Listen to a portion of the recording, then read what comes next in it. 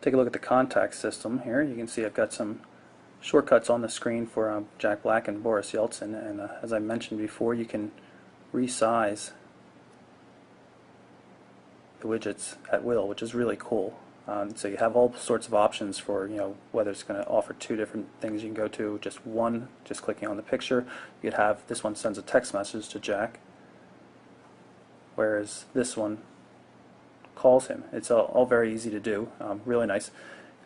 Shortcuts for this home screen you can define, go directly to your favorites, so you don't have to wade through the entire list, although you always can. Pull up Jack again so you can see the contact. The star there shows that he's one of the favorites.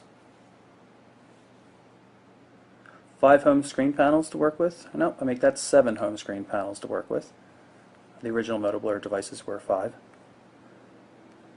And you can also tap right along here at the bottom once you've swiped to get through them. Here's some widgets for news.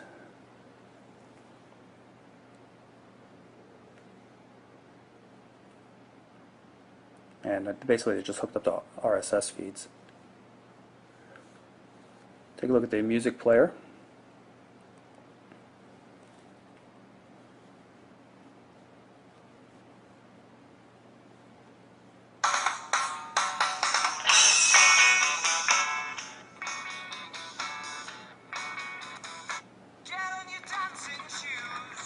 And of course, when something's playing in the background, you can just tap up here to jump to it.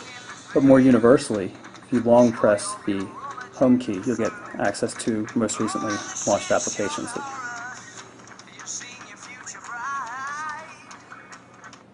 If I press this convenience key on the right hand side of the device, it'll pull me up into the calendar application. There's support for multiple calendars, Gmail, Exchange, that kind of thing.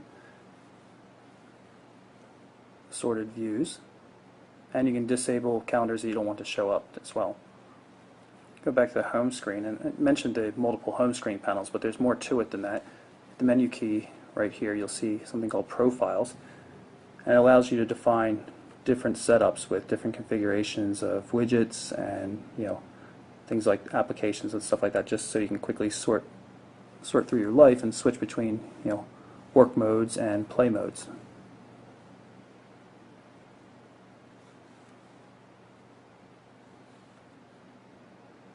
And it makes the switches relatively quickly. Take a look through the main menu.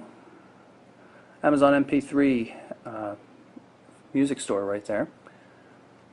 City ID is pre-installed with a trial on all Verizon devices. Kind of annoying. Google Maps, Android Market, 100,000 plus apps now. Media Share is a DLNA compatible system for the device. Google Navigation with Maps, Quick Office for Document Viewer, Need for Speed Shift. Has visual voicemail support. Here's a task manager as well. You can see what tasks are running without having to get a third-party application. And there you see the apps that are all running, all the processes.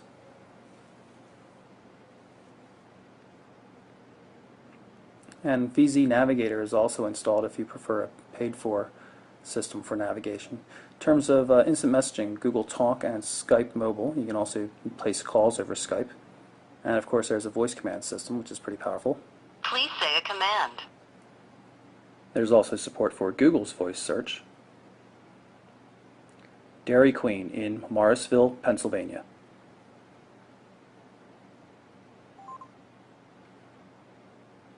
And you see it pulled up exactly the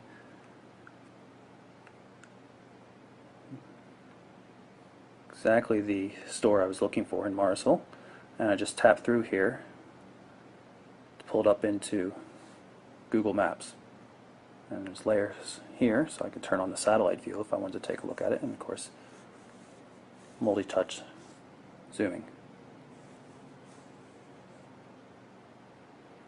So here's the camera application. Press and hold to get a focus, and then let go to take the photo. Tap down here to see the photos. Only works in portrait mode, kind of annoying. Reasonable looking photos though.